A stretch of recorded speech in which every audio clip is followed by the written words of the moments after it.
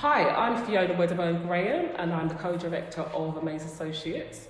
And I'm Jennifer McLean, I'm also co-director of Amaze Associates, and we are a coaching company. Yes, and this is Take the Lead, where we discuss all things pertaining to career and leadership. So, what are we talking about today, Jennifer? Today, what we're looking at is having those difficult conversations. Oh, difficult conversations, Because yeah. you might feel like running for the hills, I yes? definitely did feel like that a few times. So, answer this question honestly, right? I'm going to throw one out. Okay. How do you actually avoid this like the plague? Yeah, yes, definitely. Right. Because I'm not that person. It always feels like a confrontation.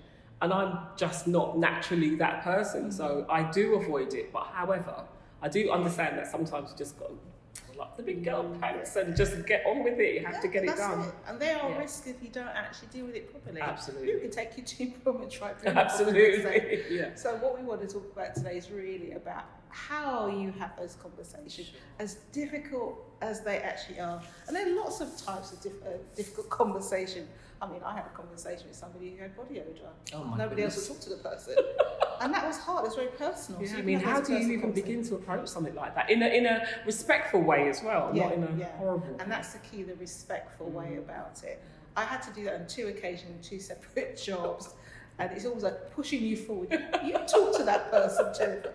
Well, so there's also the manager to employee kind of difficult conversation, which, like giving feedback. Yes. Right? Yeah. I mean, I've had some rubbish feedback in my time, but people really struggle with being honest about, say, someone's performance or how they've done something, and they kind of just fluff it over. Yeah. I think it's that wanting to not be personal about it, but you just have to understand that it's not personal, it's about work. Yeah, but it's also not fair on the person that is supposed to be receiving the feedback, because for me, feedback is about developing and growing in my role and actually doing better. Absolutely. So even if it's something that might seem negative, what you want to know is what are the next steps then, how can I improve? Exactly. And that should be part of that conversation too. And I do find that's a subject that lots of managers and leaders avoid giving feedback. They rather turn it into their casting couch than give the person, think about what feedback do I need to give to this person that will give them some value they can take away from it. Sure. Yes, it might ruffle some feathers of what you've got to say,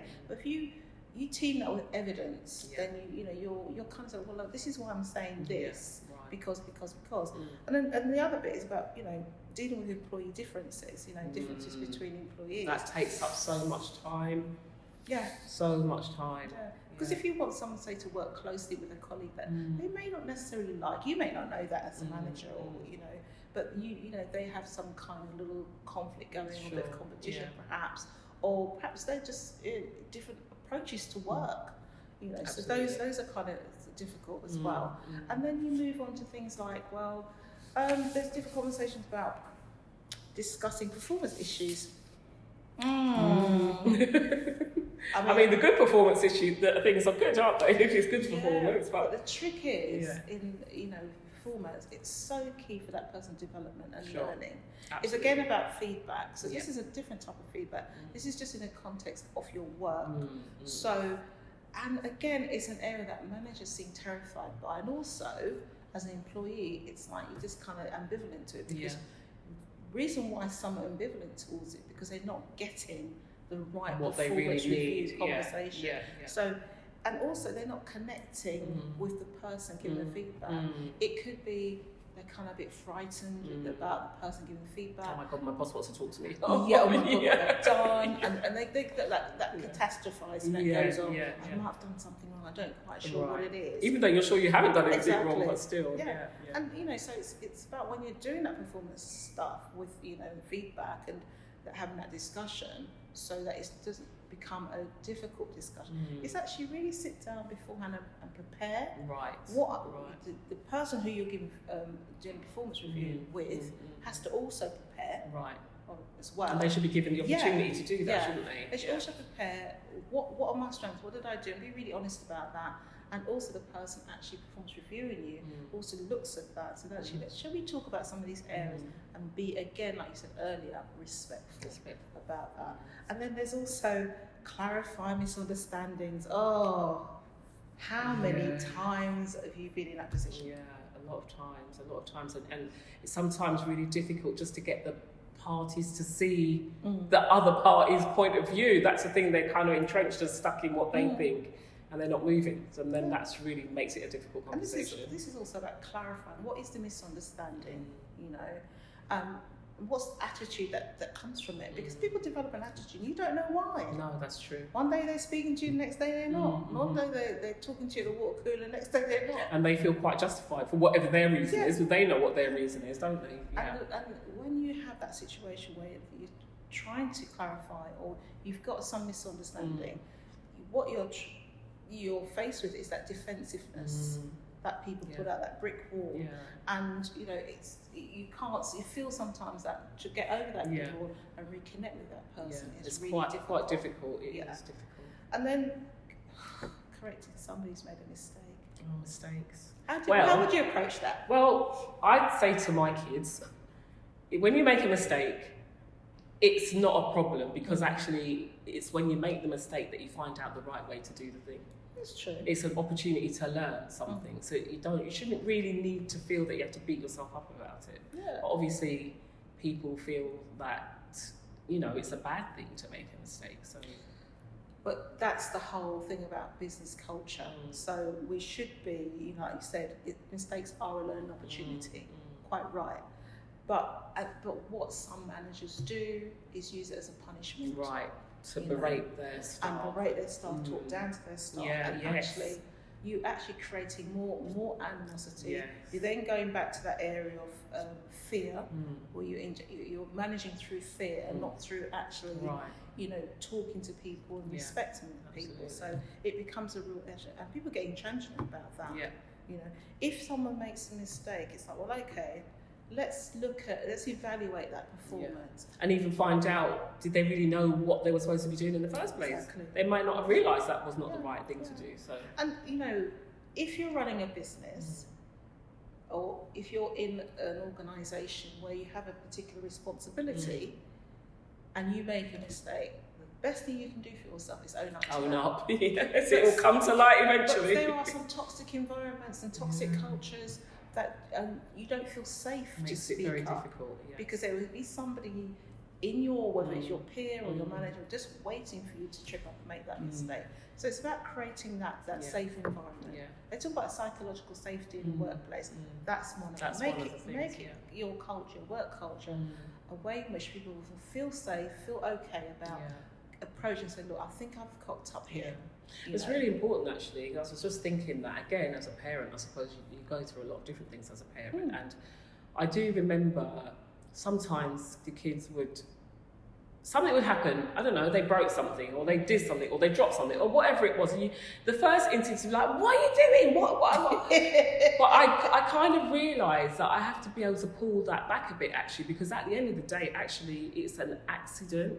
Nobody's fault. Nobody goes out intending to have an accident or of any kind, right? So I actually had to learn to not always be shouty about that sort of thing. And so in the workplace, it's the same thing. Yes, acknowledge it was not maybe the right thing to do or the right way to do something, but you can't always berate somebody for that, because sometimes things just happen. But managers do, and staff do as well, because I always say this to everybody, you know, it's easier to point out somebody's mistakes than actually praise them. Right. You know, that person did this, they came in late that morning, they didn't deliver that report on time, they didn't speak up in the meeting, and I had to cover their work for them. So you get all of those complaints. And making a mistake, like I said, is a learning opportunity, but also what some leaders do, they kind of use an opportunity to kind of go down some kind of formal route. Right. But before you get to before you've even had a conversation, as you know, what do? You have that conversation. You do your fact find. You find out what's really happened here. Right. Exactly. You know, find out the facts first before you start taking it down that route. You might not even need to do that. But before those managers out there say to us, you make it sound easy. We know it is not easy. It's not easy. Really isn't. No. Time, sometimes you're time poor as a manager. You're sometimes even doing somebody else's work and your own as well. There's a vacancy or there's no vacancy, there's somebody who's not particularly performing. So you're time poor. And also, you may have a difficult relationship with a person with whom you have to have that conversation. And it takes time to build up that rapport, doesn't it? So that you can have a safe space, as you call it, to have a proper conversation about it. So you're right, as a manager, all of those things are kind of against you, time and all of that. And sometimes you think, oh God, you know, these are childish behaviours creeping into work, which often happens. Definitely. You know, really, things creeping into work. And that kind of gets you back up a little bit. You think, oh my God, like, again, am I dealing with these kids like they're kids? And then you get staff who don't start, you know, watching managers. What is a manager going to do about this?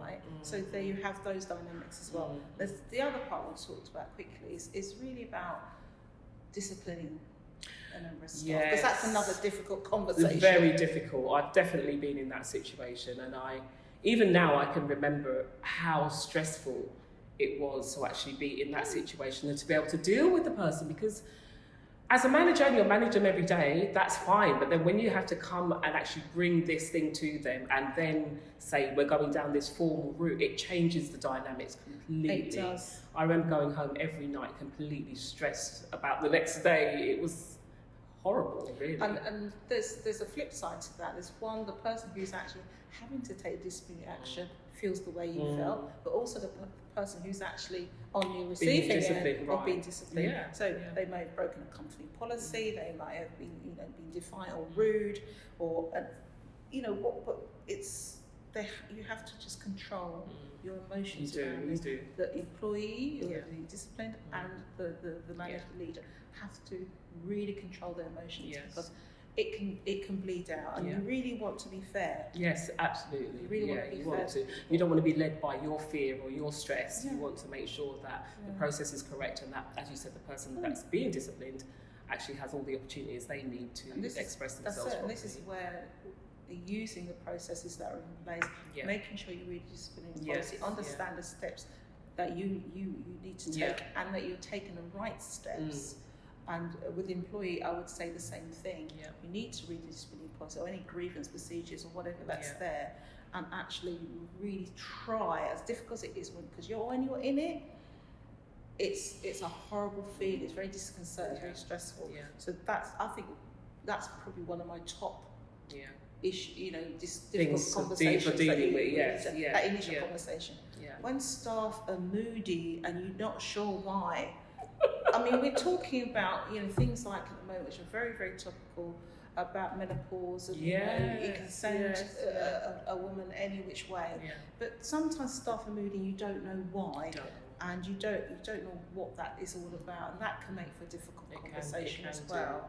And they may not feel that they even want to discuss whatever those reasons are, if they're aware of what the reasons are themselves as well. And it actually affects their kind of work. You know, you can see their work slipping. This is a member of staff that is performing really well.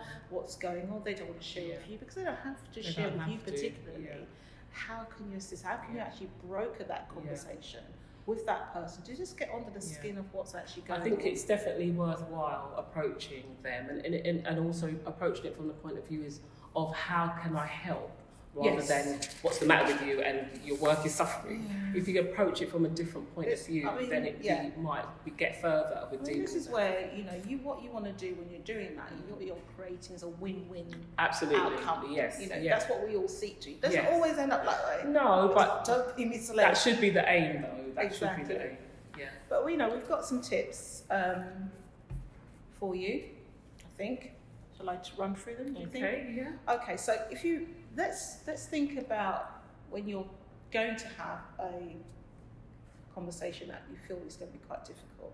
What do you do? Right. You hit off with the first one.